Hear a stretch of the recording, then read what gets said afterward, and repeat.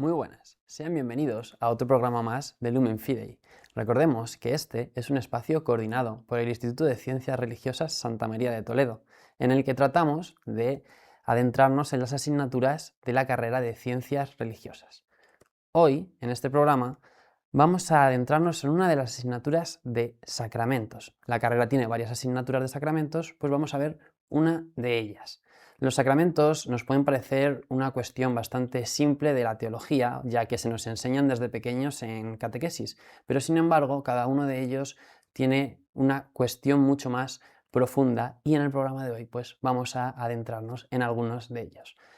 Por eso hoy hemos traído a un invitado muy especial, don Rubén Carrasco Rivera, vicario en la parroquia de Santa María de Benquerencia y además profesor de sacramentos de iniciación cristiana, ¿no? Si no recuerdo mal, sí. Pues nada, es un placer tenerle aquí hoy con nosotros y bueno, pues muchas gracias por venir. Muchas gracias, Dani. Bien, primero de todo, la primera pregunta que vamos a tratar hoy, su asignatura no trata todos los sacramentos, sino que trata algunos específicamente. ¿Cuáles son y desde qué enfoque se trata? Bien, son los sacramentos que llamamos de iniciación cristiana, que nos inician a la vida en Cristo, que son el bautismo, la confirmación y la Eucaristía, en este orden. Y bueno, lo tratamos como la Iglesia también, ¿no?, nos permite, ¿no?, conocer un poco en profundidad, ¿no?, todos estos sacramentos, ¿no?, desde la escucha de la fe y desde la inteligencia de la fe. En primer lugar, escuchando lo que Dios nos ha dicho a través de la revelación de la Sagrada Escritura, de la tradición y del magisterio, y una vez que hemos hecho todo ese recorrido a lo largo de la historia, lo que hacemos es pensar todo eso que hemos escuchado junto a la Iglesia, ¿no? Y es la inteligencia de la fe, ¿no? Hacer una reflexión de la profundidad que tiene toda esta revelación que sirve para salvar al hombre hoy día. Ujú. O sea, digamos que primero el enfoque en el que se trata la asignatura, primero digamos que se estudian a través de la historia, de las escrituras también, y luego ya pues se hace una reflexión sobre lo que éstas nos dicen para aplicarlo un poco a los sacramentos en la vida cotidiana, ¿no? Eso es, vamos a las fuentes, Ujú. la escritura, los padres de la Iglesia y toda la historia, donde todas estas verdades, ¿no?, han sido reflexionadas por los distintos concilios, sínodos, el magisterio, ¿no?, hasta el magisterio actual Ujú. del Papa León, ¿no? Ujú. Bien, y luego lo que hacemos es, con todo este material, una segunda parte, que es cómo toda esta revelación Ujú. Dios la ha realizado para salvar al hombre hoy, ¿no?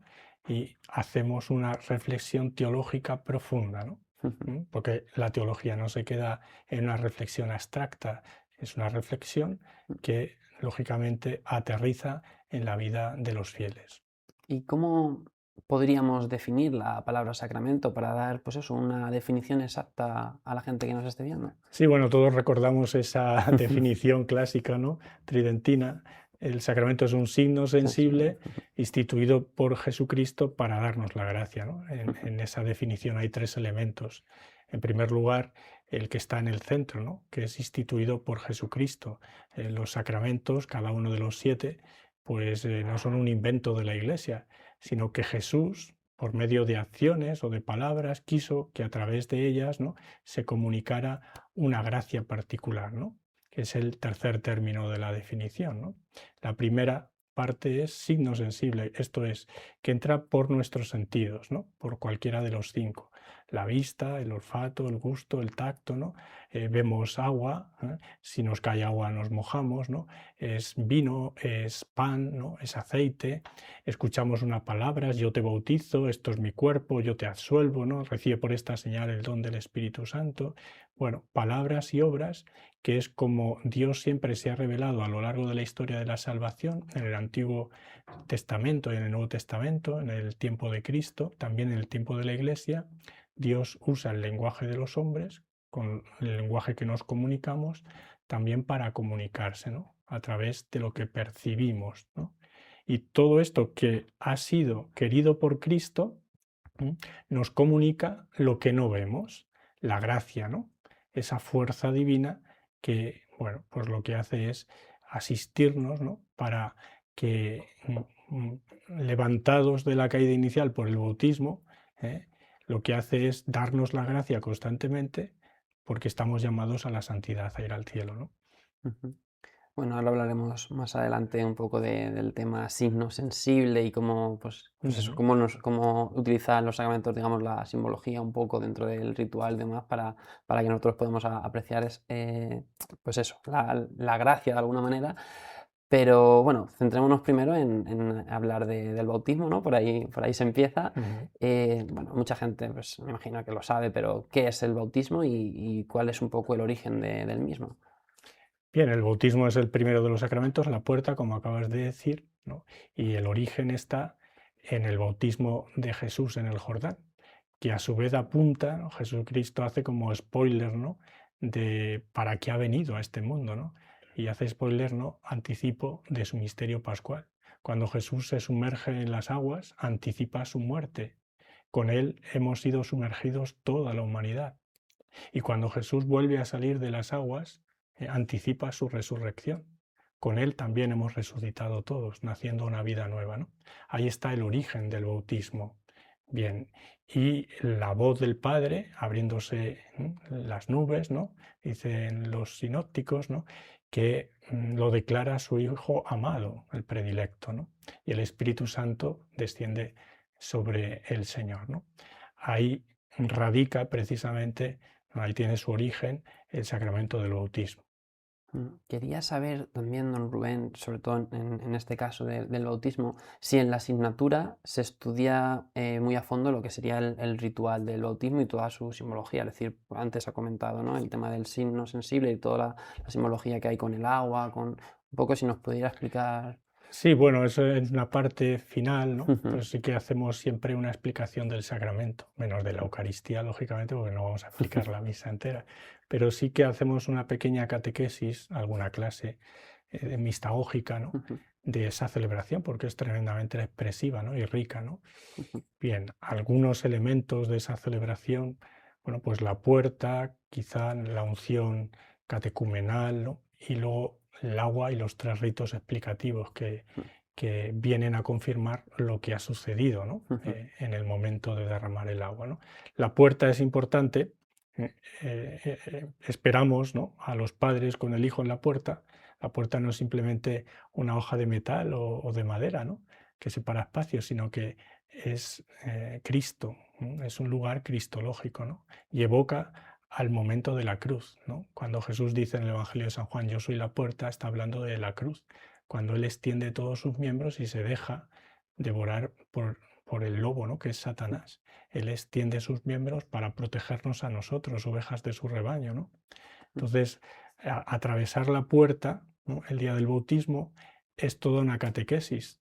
A ese niño que todavía está sujeto al pecado original, fuera de la iglesia, digamos, es el espacio profano, va a hacer un recorrido en su alma interior, ¿no? ujú, De lo profano a lo sagrado. Y atravesando la puerta anticipa también esa participación en el sacramento del misterio pascual. De la muerte, muere al pecado con Cristo, a la resurrección, ¿no? A la vida nueva de hijos de Dios.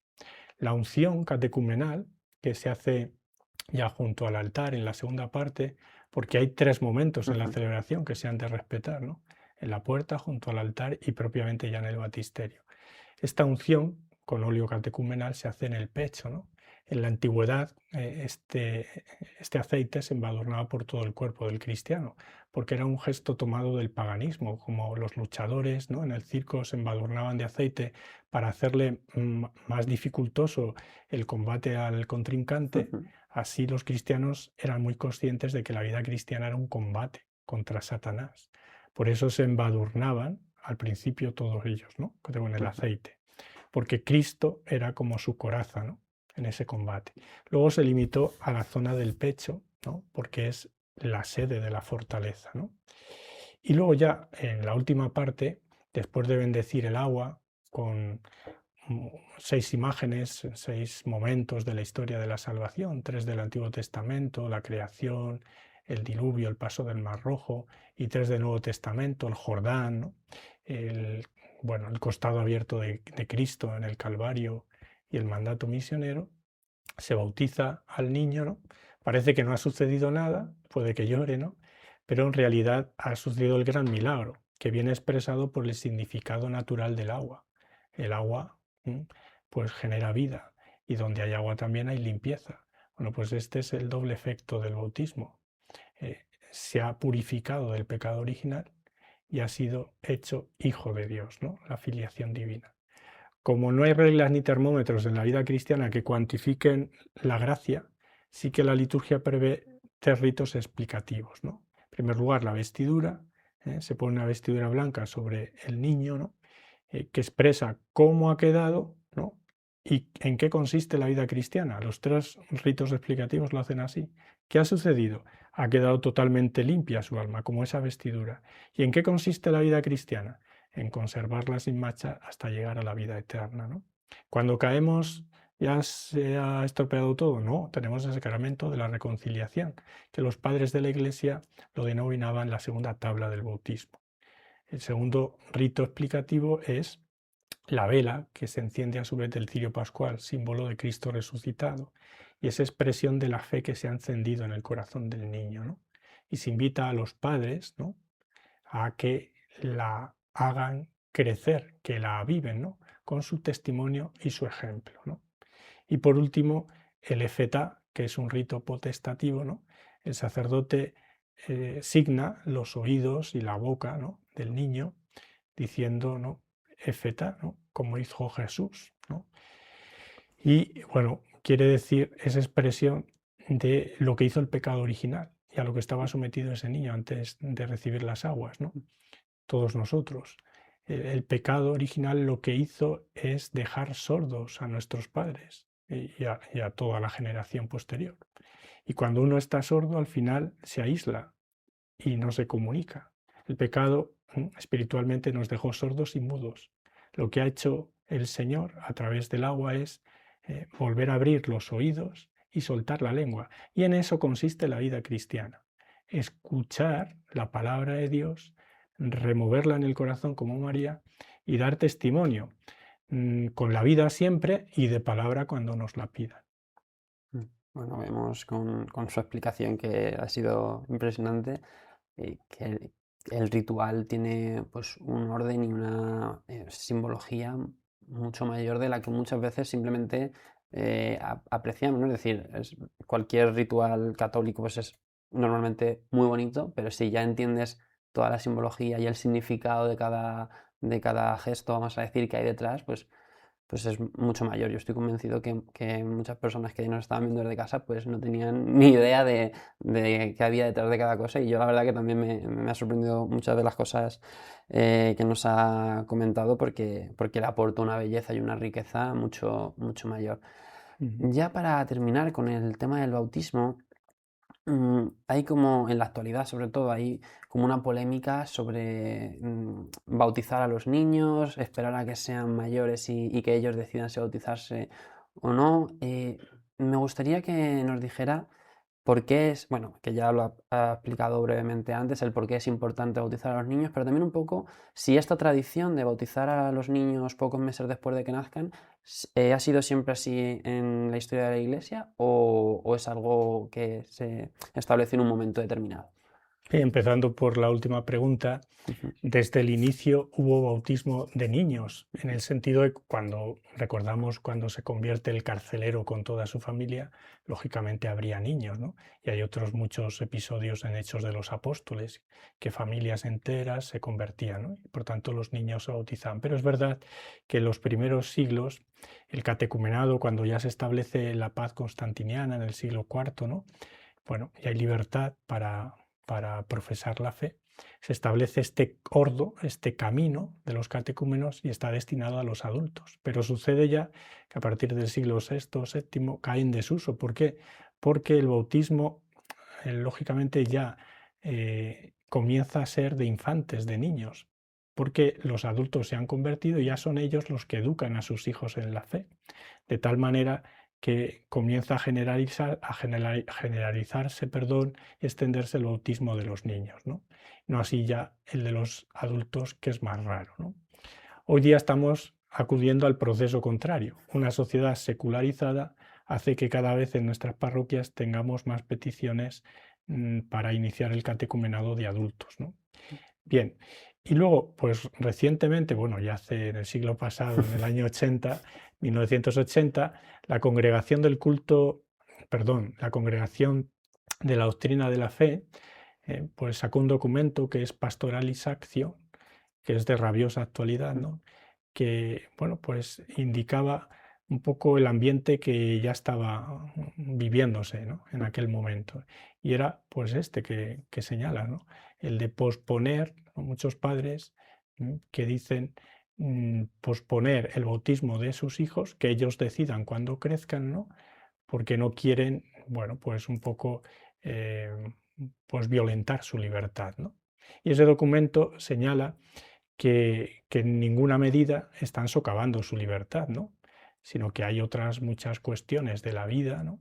Recordaba hace unos días el Papa León también, ¿no? Esto, que hay otras muchas cuestiones de la vida que no le han preguntado al hijo si lo quiere así o de otra manera. En primer lugar, el nombre, ¿no? En segundo lugar, qué van a comer, dónde van a estudiar, a formarse, con qué se van a vestir. Hay tantas cosas que no se le pregunta a los niños.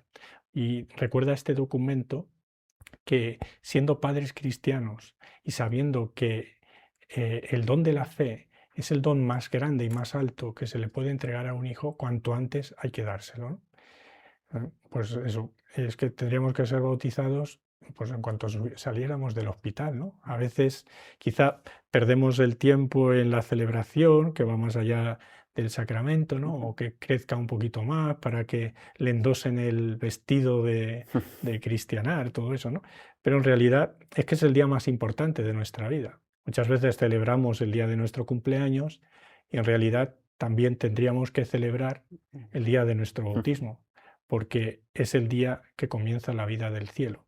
Y es lo que nos asegura que el día de la muerte, nuestra muerte, no termina, sino que empieza todo.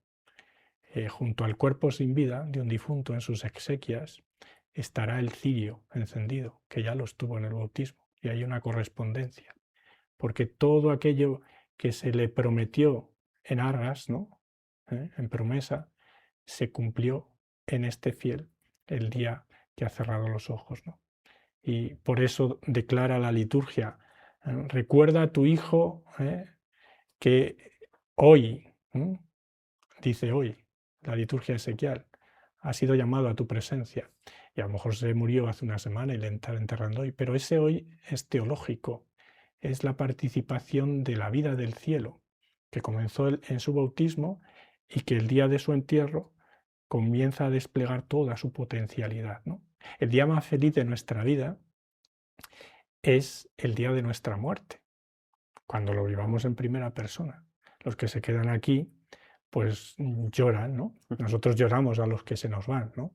Pero en realidad cuando lo vivamos en primera persona será el día en que se plenifiquen todos nuestros sentidos interiores que desean la felicidad, ¿no? La plenitud. Bueno, siempre desde aquí pues recomendamos que cuanto antes, como usted ha dicho, les podamos otorgar el don de la fe Eso a es, estos cuanto niños, antes, mejor. pues mejor. Bueno, yo creo que el bautismo ha quedado bastante bien explicado, que nos quedarían muchísimas más cuestiones sobre el bautismo, pero bueno, para eso ya está la asignatura y recomendamos pues, que se matriculen en ella. Y bueno, vamos a hablar ahora un poquito de la confirmación. Igual, ¿qué es la confirmación y cuál sería pues, su origen?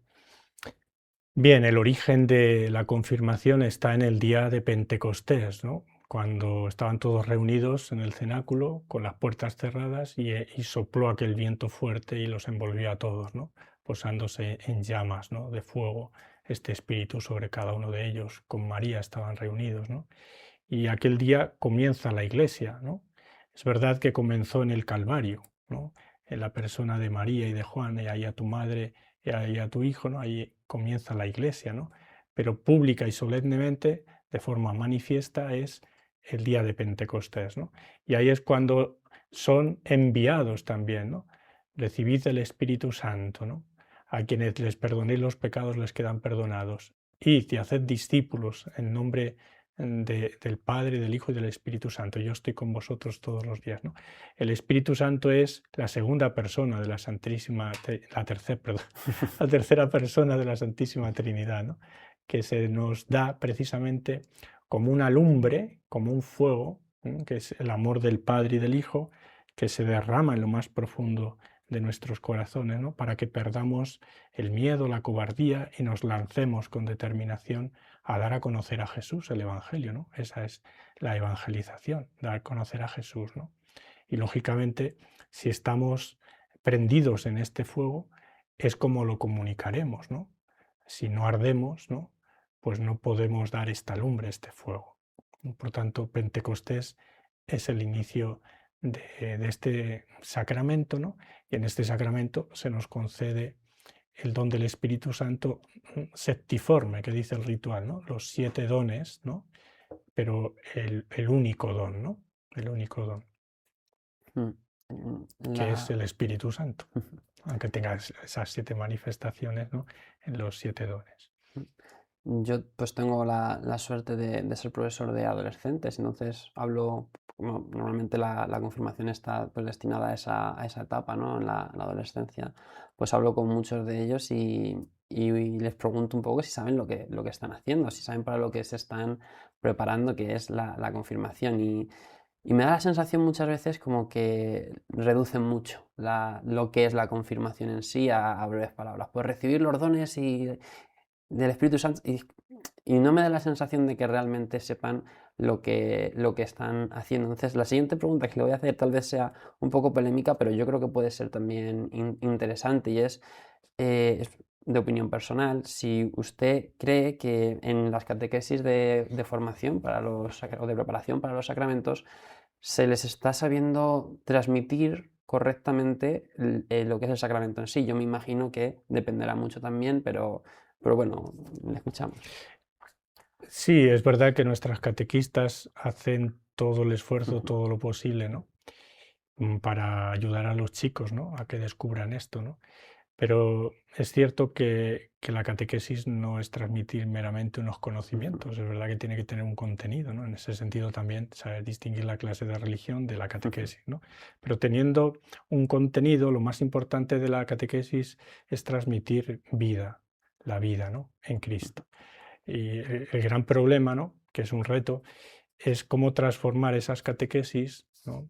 en esta vida, ¿no? Que les llegue a los chicos. Es verdad que hay muchas dificultades, ¿no? No somos ajenas a ellas, ¿no? Tú lo ves en clase también, ¿no? La atención, etcétera, ¿no? Bien, cómo conjugar el contenido, ¿no? La vida y la atención de los chicos en esas catequesis para que sean realmente fructíferas, ¿no? Es un reto, ¿no?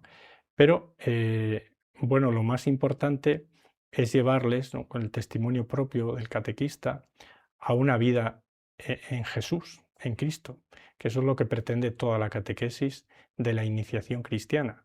Durante muchos años, ¿no? Se viene trabajando por romper, ¿no? Ese molde de catequesis para la primera comunión, catequesis para la confirmación, porque realmente es catequesis para iniciarme en la vida en Jesús, ¿no? Para vivir y respirar en Cristo, ¿no? Esa tenía que ser la catequesis. Y una catequesis bien planteada, ¿no? Y ofrecida a estos chicos, tiene que terminar con una amistad de cada uno de ellos con el Señor, ¿no? Cada uno a su nivel, en esa progresión, el camino que lleva el Señor con cada uno de ellos, ¿no? Y ese itinerario tiene que despertar al final la pregunta de la vocación. ¿Qué quieres, Señor, de mí? ¿No? ¿Cómo quieres que yo vaya al cielo? ¿Cuál es mi camino dentro de la iglesia? Más allá de la profesión o de lo que quiera estudiar, ¿no? La mayoría será llamado al matrimonio, ¿no? Pues algunos también a la vida consagrada o al sacerdocio, pero es importante y esto denota un buen itinerario de catequesis que estos chicos se pregunten esto, ¿no? La catequesis debe, pues eso, lo que decíamos antes, que provoca el Espíritu Santo, la lumbre dentro de nosotros, debe dejar esa lumbre, ¿no? O al menos ese interrogante para acercarse al Señor, ¿no?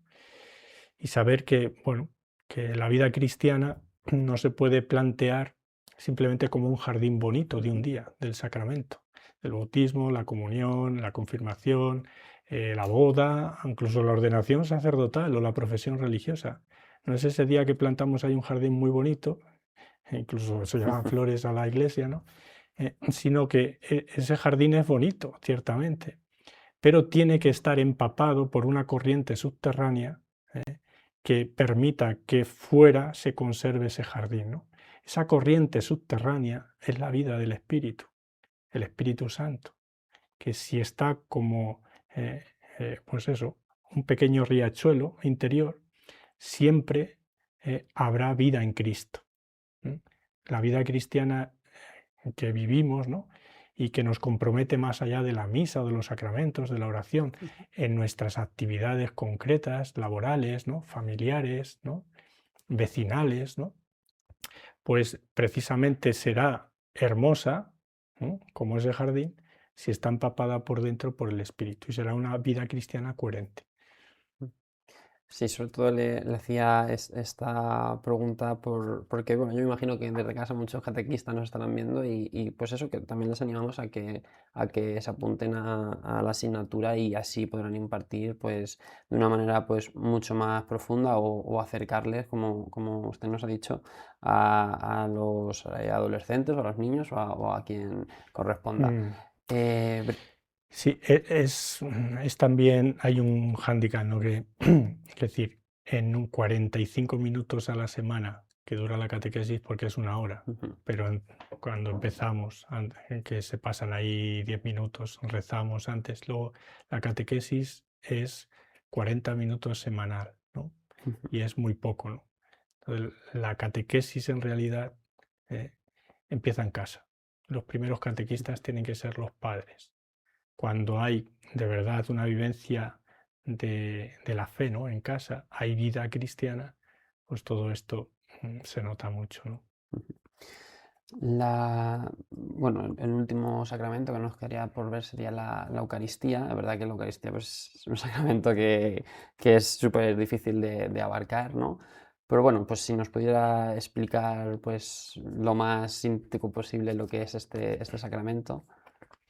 Bien, es la actualización de la muerte de Cristo en la cruz, ¿no? ¿Dónde nace la Eucaristía? En el cenáculo, pero el cenáculo es anticipo del Calvario, ¿no? Cuando Jesús en el cenáculo toma el pan y dice, tomad y comed, esto es mi cuerpo, que se entrega, ¿no? Está anticipando el momento de la cruz.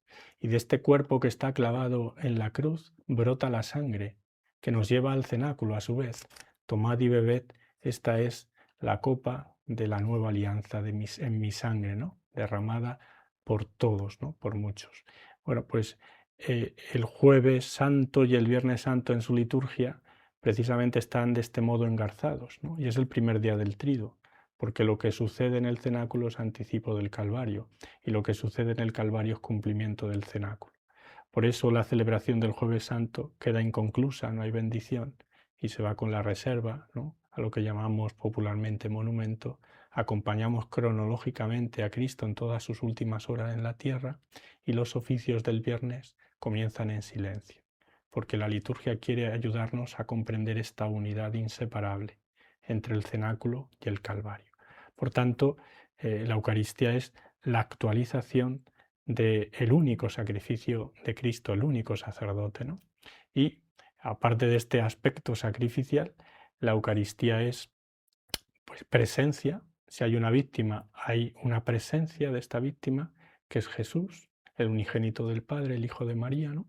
Y a su vez se hace presente, que es la tercera dimensión de la Eucaristía, para dársenos como comida, ¿no? El que es un pastor se hace también pasto, ¿no? Bien, se hace comida, ¿no? Que es el banquete, la dimensión del banquete, ¿no? Estas tres dimensiones están en nuestro transparente, en la catedral, ¿no? Abajo la dimensión sacrificial en el altar, que está la Virgen con Jesús, ¿no? Y está Jesús señalando al globo terráqueo en el que está Adán y Eva en el árbol, ¿no? Señalando el primer árbol y este árbol del que él va a pender, ¿no? Y cuyo fruto es la Eucaristía y sí que hay que comerlo, ¿no? Para tener vida. Luego está en el centro ese círculo, ¿no? Que señala el lugar del sagrario, que es la presencia de Cristo verdaderamente presente en cuerpo, sangre, alma y divinidad, ¿no? Y por último, arriba del todo, está la última cena, ¿no? Con los discípulos, el Señor, celebrando este momento sublime. Bueno, don Rubén, la verdad es que me pasaría pues mucho tiempo escuchándole hablar sobre sacramentos. De hecho, me hubiera gustado preguntarle muchas más cosas, sobre todo relacionado con la Eucaristía, que apenas pues, nos ha dado tiempo a hablar de ella, pero creo que ha quedado bastante claro todo lo que nos ha explicado y yo creo que se presenta como una asignatura bastante atractiva para todo aquel que quiera saber más sobre los sacramentos. Entonces, le agradezco mucho de corazón que haya estado hoy aquí con nosotros y pues haya dedicado su tiempo a explicarnos esta asignatura.